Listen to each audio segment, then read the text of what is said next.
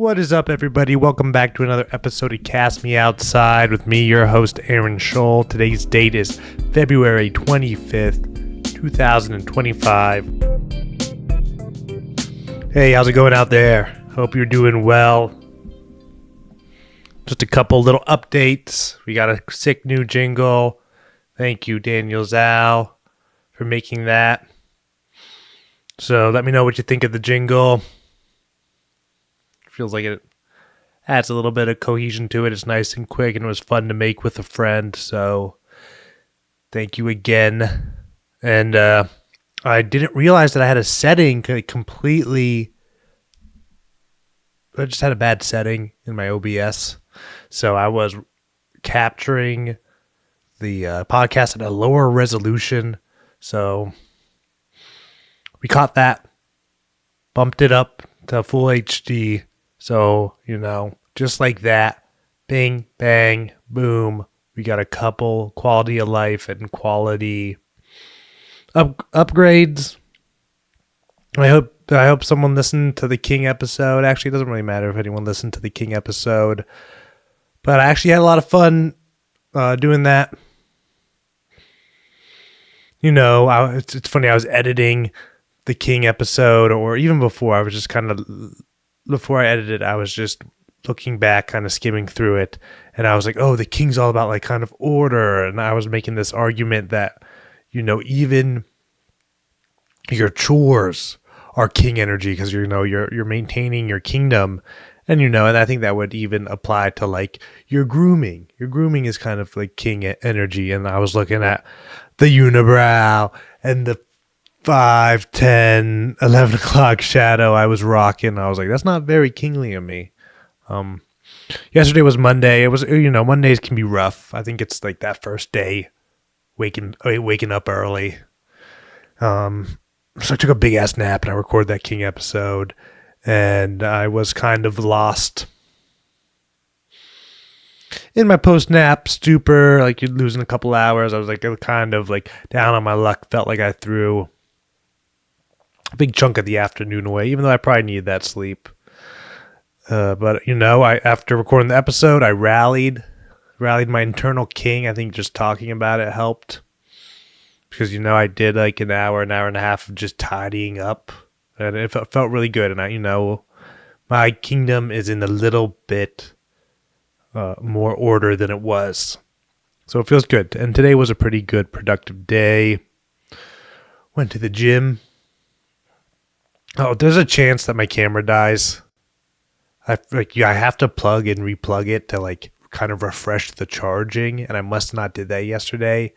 And when I turned it on, the battery symbol was blinking. So this might be an audio only episode. I figure that's just how we'll run it. It's late. It's 10 o'clock. Long day, long Tuesday. Went to the gym. Big win. Posted everything, went to the gym. From the gym, went right to comedy. Had whatever, a painful 10 minutes on stage. But it was nice. It was good. It's good to get back out there, because I have my one open mic buddy, AAA. I usually see him at all the mics I go to, but since this kind of new year, I'm trying to do this internet show, trying to do so many things, and the weather being so shitty and it being so cold, I kind of let open mics fall to the wayside, and that's like been really hard on me, because open mics is kind of like my social thing. It makes me feel like I'm getting better, or like I'm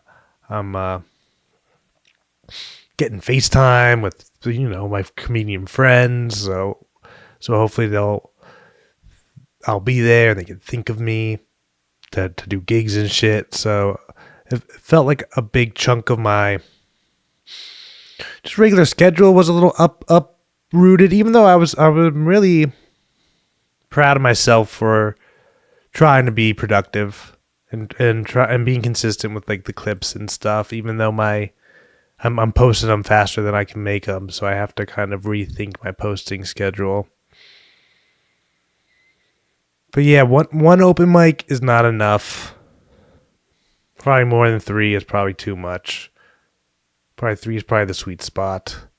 and something on the weekend comedy related. Because that is the vessel. Comedy is the vessel, and it's so hard to kind of get stage time and build up an act that it's easy to kind of just be like bobbing up and down in the wave pool instead of like catching waves or going out to sea. I don't know if that analogy worked, but hopefully I'm on track to get 2 mics in this week, and who knows what I can whip up this weekend. Last weekend I didn't get to talk to you guys about it. Last weekend I had a roast battle. You're looking at the semi-finalist of Savannah's Comedy Showdown or whatever it was called. Really good. It felt like, and in the back of my mind, I knew this was the guy I was gonna roast. So for the love of God, I'm like really disappointed in myself for not trusting my intuition to just have jokes for him. But it was really nice, and it was really supportive. Even like the guys I beat were really supportive. Like I beat one guy, and he's like, "Oh, dude, I have jokes for the next guy." So he put a couple good ideas in my head, and then I beat that guy. So it was a fun little roast battle. I feel like my joke writing ability is really what carried me through, because I don't like have the best delivery, definitely on jokes that I just wrote, and I don't really have like the cool meanness. How many times was I called horrible things and less horrible things, but embarrassing things. Like I was either called embarrassing things or horrible things. Like, all in good fun, like calling me a youth pastor or a dad, a single dad, or just, I don't know how you like, that's not that I'm mad about that, but it's hard roasting when you're seen as the youth pastor, single dad. That's definitely not like the cool tough guy, quick witty bastard who will tear you up. That's not synonymous with single dad shoes youth pastor. So I overcame all that hurdles, but I couldn't secure the fucking bag, which I probably, I'm not as butthurt as I have been, even though maybe with being so close to the prize I should be butthurt. But no, it's fun, and you walk over. It's at a topless bar, so you walk over and you get to hang out with the strippers and strip clubs. I'm okay with strip clubs, like as a controlled environment. And so these women, tip them, throw them a couple bucks. I'm not gonna get a ton of dances or anything. I'd have to be like really horn dogged up to get dances or to spend more than $20 there. But you kind of have a captive audience to try and be charming and say the things that you feel like you're too nervous to say to girls that you actually want to date. But yeah, I don't know how much gossiping I want to do, but oh my God, it was so funny. One of the comedians there who I roasted and blew through. I was like, my sarcasm does not work. There's a part of me that I didn't want to go through to the other rounds, but I knew, no offense, that the guy who I was roasting was a little bit newer. It was significantly newer to the comedy world, so I just had a strong feeling like if I prepare anything or enough jokes, I'll make it through, and I did. And I was a little disappointed in him because he just called me an incel. I mean, call me an incel, but make it a joke. And I was like, dude, you couldn't even think of a joke. You just were going to insult me. And I was like trying to be sarcastic, but I could tell he didn't pick up on my sarcasm, or my sarcasm wasn't being telegraphed very well. So I was like, no, dude, I'm half kidding. Like, he's like actually a really solid, seems like a solid dude. Like, so I have to remember to put on my I'm only kidding face when I'm only kidding. But yeah, that was a good little near victory. Can't brag about it. They gave the winner $200. I couldn't get a fucking penny. A little salty about that. Oh yeah, but the friend who I was roasted me while we we're over at the strip club side. Like we weren't performing at the side where the dancers were. And he comes in with a big like IKEA like tarp bag filled with Girl Scout cookies. And it was just so funny to me. Something about like trying to sell Girl Scout cookies to strippers. It's like we're selling these so these girls get an education and don't end up here. Even though stripping, it's probably gross for the stripper to have to rub up on these guys, but it's also just hanging out and getting money thrown at you. Like I doubt it's that. That's like what it is for me when I'm there on a slow night. I bet you it's pretty wild, but you could probably do the mental gymnastics and be that type of person that's just like, yeah, I have a job where I show up, dance, people throw money at me, I grind on some guys, but the in-between time, I'm just sitting at a bar looking hot. Like if that was something somebody did for a few years when they were young and dumb and hot, I'd be like, yeah, I don't know, I don't blame you. Yeah, the selling Girl Scout cookies to strippers, and I don't know, whatever. It was a good night. Thank you, Mad Dog and the people over at Savannah's for hosting that. It felt good. Keeping up with the gym every other day, that was tough, man. Gym every other day is fucking tough.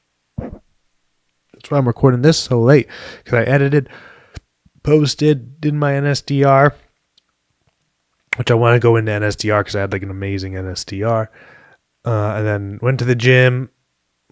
I was gonna say went to the strip club, went to the comedy club. It was good. It was pretty good vibes. I feel like since I've been working out and maybe the cold showers, my vibe's been a little better. Or maybe it's the NSDR because that's supposed to like raise dopamine and motivation.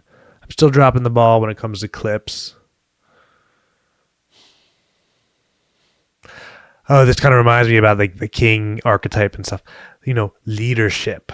Leadership is a huge part of the king archetype. And I definitely lack in that.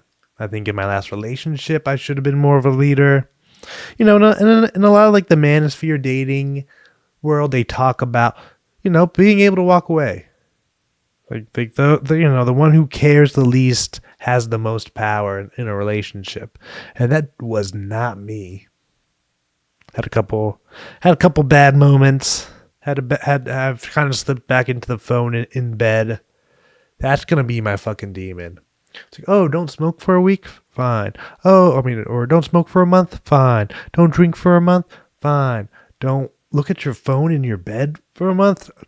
Horrible. Don't don't have a wank? Horrible. Like, cannot control those urges. Pretty tough.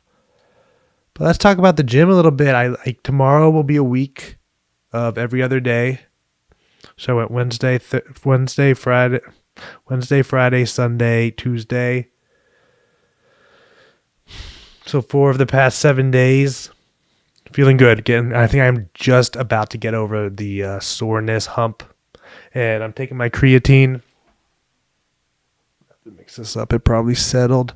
I'm taking my creatine every day for these 2 weeks while I go to the gym every other day, and I'm feeling good. I'm feeling tighter, feeling stronger. It's only been 4 exercises, but I'm doing heavy-ish weights for someone who's just getting back into the gym for being out of lifting for a year, but I'm not ramping that weight up. I'm just like, it has such a it taxes my nervous system so heavily when I start cranking up the weight. I just can't spend like hours out of every day recovering. So my strategy is to not tax myself that much, is to kind of build a slow base and, just be there, lifting the weights that are, I can feel it. I feel it. Maybe it's not a ton of weight, but the next morning my body is adapting, and I think I'm getting like the positive mood boost of it. And, just to be in the environment, Of course, girls are on my mind a lot. Uh, my goal, since I'm kind of like, I went through like a big learning phase, went through a big relationship phase, and now I'm like this version of Aaron who went through all that shit. Feel a little bit more comfortable. I think I'm going to focus just on like opening through eye contact, like inviting eye contact, getting a smile or something, and then just trying to kind of just be myself. And something I think is overlooked by a lot of guys is the qualifying them, is qualifying the women that you're talking to, is making sure that like from her perspective, it looks like you're being kind of won over when maybe you just really think she's cute, but you got to kind of like show her that it's like, oh, at the beginning, I thought you were kind of like trouble. I just, like me and my training wheels of flirting with women, just calling them trouble. But it's like, oh, you're trouble. Oh, but now I know a little bit about you. Now you're not so much trouble. Now you're like someone who I'm impressed by. It's like, oh, you won me over. I don't know. It just, I think it makes you seem like not a pushover, whereas you're like, you're someone with discernment. You're not just gonna let any floozy into your life. Like you're gonna make sure you have quality people in your life because you're a quality person. I think that's a little bit of it, and maybe like winning over your affection, winning over your acceptance, validation. I don't know. It's one of those techniques that I think is a little like disqualify and then get them to qualify themselves, like say it won't work and then have them kind of, tell you positive qualities about them and then be like, oh, okay, well maybe something will work. And then it might be one of those things where I just kind of trust the teaching and at least give it give it its dues without maybe knowing a ton about it. Whatever. I lost a little bit of steam there. Stupid. let me drink my creatine. So my plan is to do magician or warrior next Monday. I'll do one every Monday for the next 3 Mondays. Yeah, so I guess I'm like a little razzled and dazzled. The camera hasn't died yet, so I think it's charging faster than the battery is draining. Halfway through kind of my reintroduction to the gym, had a relapse moment where I called my girlfriend. It feels like a relapse. Damn. It's like, but just a fucking placating sucker. And she puts her toes in the water and sends little signals to say, oh, hey. And I'm like a little puppy. I was watching a video that was like, women probably don't want you back if they reach out after a breakup. They probably are just checking to see if you're still under their spell or if you're still loyal to them or reactive to them, really. And I don't know how true that is. I bet you with this one, it rings true. Whatever. I was doing so well. But then, a little tap, tap, tap on the old texting machine, and Aaron's back calling, asking you what your highlight of your day is. Holy shit. I hope there's a moment where I can like look back and look at myself and say, Aaron, I get it. But also, what the fuck were you doing? I hope we get that moment. Okay, whatever. Let's go into advice. Advice. My partner is a 33-year-old male, is obsessed with debating strangers online. Not a good look. dude, I mean, the phone gives me anxiety. I don't know. I fucking hate the phone. But I never got into the arguing online. Reading arguments online, I got into. But being like the proactive guy who has strong opinions on meaningless shit and getting in other people's face about it via the internet, no, not my jam. I'm more of a, hence this episode, I'm more of a yell into the void when it comes to the internet. I'm not like a pick a fight with some other equally sad person. That's not how I internet. My internet. The way I internet is I yell into the void, have a wank, and play some video games and watch a shit ton of YouTube. Hi, I'm looking for ways to limit my partner's time arguing with strangers online. I don't know what else to do, really. It seems like his only communication style is debating. Well, actually, he communicates through other ways. What's his love language? Is his love language argument? Why is nobody's love language argument? Words of affirmation. It's like, why does no one talk about the love language of teasing, mercilessly, mercilessly.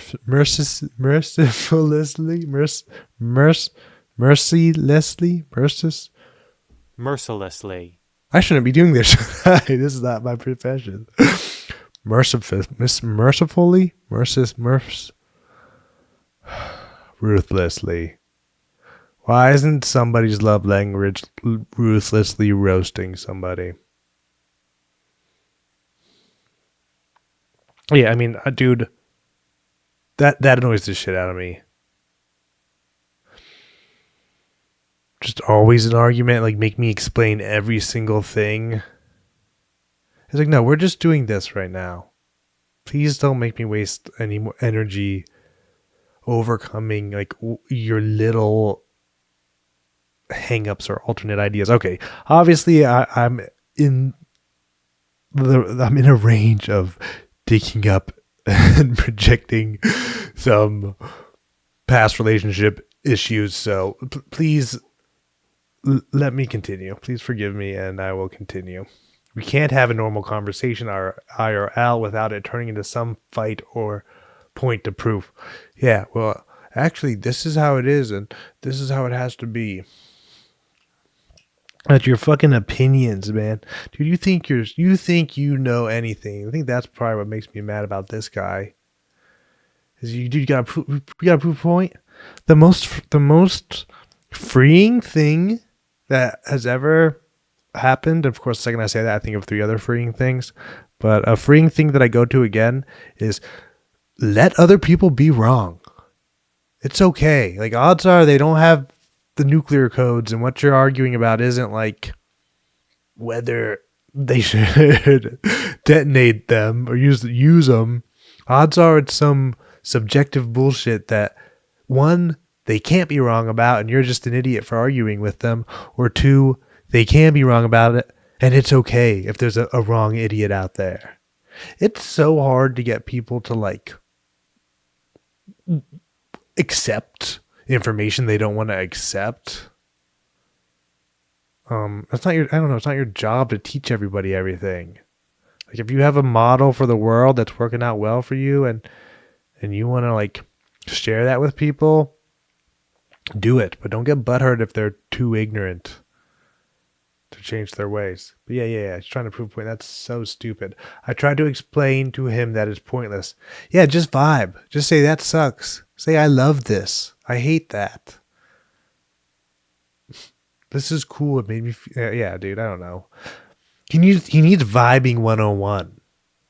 Right now he's getting like Ben Shapiro 401. He's like about to get his fucking doctorate's degree in internet troll and facts. It's like, oh, I went to Shapiro's University. I got a degree in facts.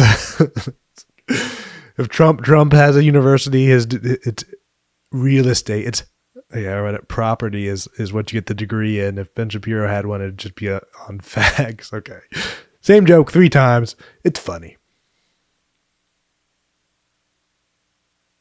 I try to explain to him that's pointless. He can be very nonverbal with me and tends to spend all his awake time on his computer screen or Reddit app debating. Okay, dude, he's getting that dopamine. He's a fucking addict. And as a person who's kind of coming to terms with his own addictive personality, he's got to start feeling some shame. He's got to start hating himself. That's the only. I think a little bit of enough is enough is necessary. You got to decide that. And you got to decide that enough is enough, and you want more. But enough isn't enough. It's never enough for this guy, and he wants more fucking stupid opinions that he could call stupid and piss some of his magical piss all over the internet. Yeah, dude, is he getting fat? Is it time to take away the internet? Oh, I was listening to a podcast, and they say that in Germany, if you are insulting online, because there's some laws in Germany where some of the stuff you say online is technically illegal, they'll take your phone away, and people are like fucking shocked. They're like, "No, my phone." Because another comedian, Andrew Glessner, was like, being a phone salesman is like being a crack salesman. So I won't. That's all I'll say. I won't tell another comedian's bit. It's a very funny bit. Come out to the Comedy Zone in Harrisburg to see that. I think he's obsessed with the idea of beating someone into submission. This is his only dominance. He needs to, okay, you think he wants to fucking beat people and win. Get him a karate class. Hiya! And at the end of it, I want you to punch through the laptop. You've been training. You're a fucking 3-striped white belt. You can obliterate the silicon plank that's, that's like your own jail. Okay. Let's go. Yeah, okay. So he needs something to dominate. That's interesting that you're able to see that. The man will argue with anyone he believes is wrong. He will chat GPT fact check, and go down line by line explaining to commenters how and why they're wrong. It's like the only thing that brings him joy besides playing the occasional video game or eating a good meal. Okay, yeah, he's addicted, dude. I think Huberman has a great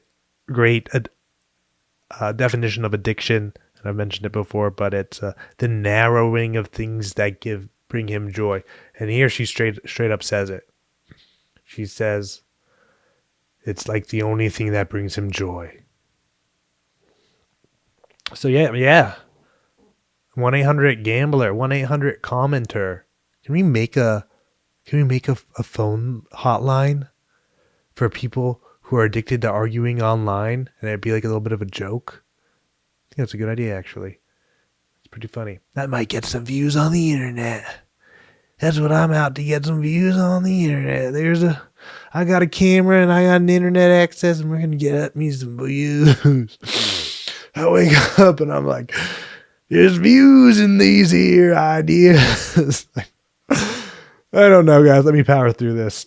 He literally gets fired up and excited on his phone, typing away at some random online. Yeah, dude. What are you looking like? Are you hot? It's because his wife ain't hot enough. That's why he's had to turn to libel and slander on the internet. That's why he has to relive his 8th grade debate days, his glory days of being the most obnoxious 8th grader. Now he's the most obnoxious 33-year-old. The fastest thumbs in the West. I can fact check you faster than a quantum computer. That's right. Yeah. I would be annoyed. I get secondhand embarrassment. Yeah, dude, this guy needs a real life. I don't like that he behaves this way. What's a nice way to bring this up to him without it turning into an argument? Oh, you're like, I'm going to trigger my husband's addiction to arguing by asking him to stop arguing. Yeah. Maybe lean into it. Make your case. Make your case on how this enriches your life. Make a fake account and see if you can get your husband to argue with you. And maybe it's like one of those perverse ways that children try to get like attention from their parents. Like, it was me the whole time, Dad. I just wanted to spend time with you. But you didn't like me because I wasn't a boy who played baseball, so I dressed up like a boy and I played baseball. But it never was about baseball. It was about having a father that's present. Yeah, dude, have him make his fucking case. I know he is always on the defense whenever I bring up any concern. Oh, any concern up. Okay, are you naggy? Whatever, it's not your fault. This guy sounds like he's a fucking... got that thumb crack. Do you know people like this? How do you even try to befriend someone like this? And I'm not overreacting about the time he's online fighting people. He can spend hours on one thread backing up his arguing point. Why are people built this way? The time spent arguing with strangers. He could hang out with his partner and, I don't know, touch grass and ass. And then we get to the bottom of it. She's fucking sitting there. I don't know. She wants a guy who wants something more than arguing. Like her. She wants a guy that doesn't want to argue. She wants a guy that wants her. And the occasional argument to keep things spicy. All right, take him on a hike. Strategically go to no internet access, bad Wi-Fi places. Certain buildings just have shitty Wi-Fi. DMV, I want to say. Take him to the DMV. That'll get him a debate team. I honestly think you have to tell him. I think you have to tell him in a way that he has to make his case and he can't argue in real time, so he can't get that feedback where he has to sit and write a fucking essay. Not like this. I say something something like witty, and then I get a response. Then I say something witty, and then I get a response. That's all like little dopamine hits of seeing what they said, coming up with something good, getting likes for like your sick burns. That's all. That's all the addiction. Make him have a 1-page, 2-page argument for why he deserves to keep this hobby up and how it's actually benefiting him. And if he can't fucking do that, you just fucking school that lip. You drink his liberal tears. You take him up to a mountain and you let him touch your ass. And, hopefully he throws his phone off the mountain and you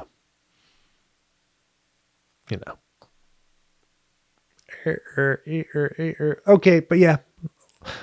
Longest rambly episode, but another regular episode. It's been a lot of fun making this, but we're done. Thank you this time for your time. And until next time, keep on living and loving. Peace.